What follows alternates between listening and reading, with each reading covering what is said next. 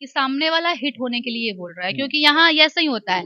हर कोई पवन सिंह और खेसारी लाल यादव जी को यूज करता है बस हिट होने के लिए। ठीक है, हाथी चले बाजार कुत्ता भौंके हजार, बस इतना ही दिमाग में है। और जिसका जैसा नजरिया गंदगी बोल रहा है, जैसे किसी का मान लीजिए मुंह से बास आ रहा है, तो आप तो उससे ऐसे होकर ही बात करेंगे। और अगर बात करने का मतलब जरूरी होगा तो करेंगे, नहीं जरूरी इम्पोर्टेंट होगा तो वहां से निकल जाएंगे। तो बस इतनी बात इतनी है कि इम्पोर्टेंट नहीं है उनको जवाब देना, तो बात खत्म है, बोलते रहिए। नमस्कार, मैं हूं संगम सिंह और आप देख रहे हैं बिहार नेशन और बीएच न्यूज। हमारे साथ कैमरे पे बेबी काजल जी हैं जो कि फ्रेम में नजर आ रही होंगी। होली का कहर बीत गया है, चैता का लहर अब स्टार्ट होने वाला है। आइए डायरेक्ट पहले स्वागत करते हैं, तमाम चीजों पे चर्चाएं करेंगे, कैसे दर्शकों को झुमाने के लिए बेबी काजल चैता में तैयार हैं। डायरेक्ट कई मुद्दों पे चर्चाएं करेंगे। पहले स्वागत है, कैसी मैं मस्त एकदम जैसे दिख रही हूँ वैसी हूँ। वीडियो सेट पे दिख रही हैं और क्या क्या धमाका होने वाला है, क्योंकि होली बीत गया, लोकगीत और चैता का तैयारी होगा। कैसे दर्शकों को झुमाने वाली हैं आप 2024 के चैता में?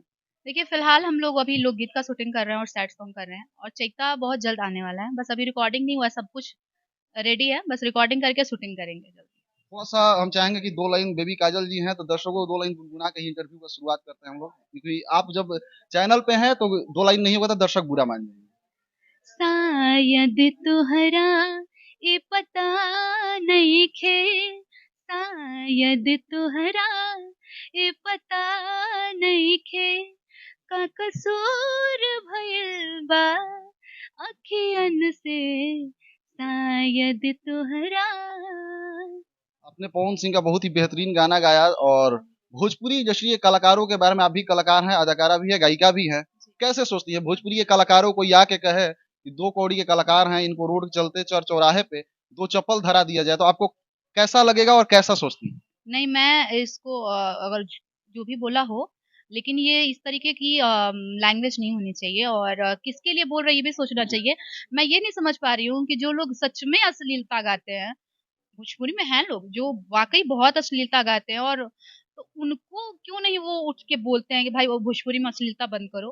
क्या पवन सिंह जी, मेरे को तो नहीं लगता अश्लीलता गाते भाई। जो एक मस्ती होती है, ठीक है, एक मूड होता है। लोग हर तरीके के पब्लिक है यहाँ पे। यहाँ पे मतलब बहुत तरीके के लोग वीडियो देखते हैं, यहाँ भक्ति भी वीडियो देखते हैं। तो देखने वाले दर्शक के लिए जो कलाकार है ना, हर तरीके का गाना पेश करता है, वो कलाकार है। वो एक मतलब भक्ति गाना भी गाते हैं, तो लोकगीत भी गाते हैं, तो सैड सॉन्ग भी गाते हैं, तो फनी सॉन्ग भी गाते हैं। और जैसे पुदीना फनी सॉन्ग था, सब लोग ने पसंद किया वो चीजों को।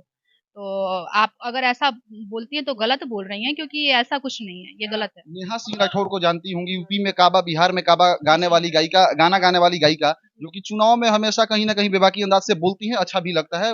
उनकी बातों को भ्रष्टाचार पे आवाज उठाती है, लेकिन भोजपुरी के कलाकारों को इतना टॉर्चर करना कैसा लग रहा है आपको? क्योंकि वो बोल रही है पवन खेसारी को मारना चाहिए, वो लोग वल्गैरिटी फैला रहे हैं, नहीं तो नहीं, कहीं न सुनिए, कहीं बात समझिए भोजपुरी हमारा इंडस्ट्री के यहाँ 2 पे। पिलर हैं वो लोग। जी बिल्कुल, इसमें तो कोई शक ही नहीं है। और मैं यही बस बोलना चाहूंगी कि सामने वाला हिट होने के लिए बोल रहा है, क्योंकि यहाँ ऐसा ही होता है।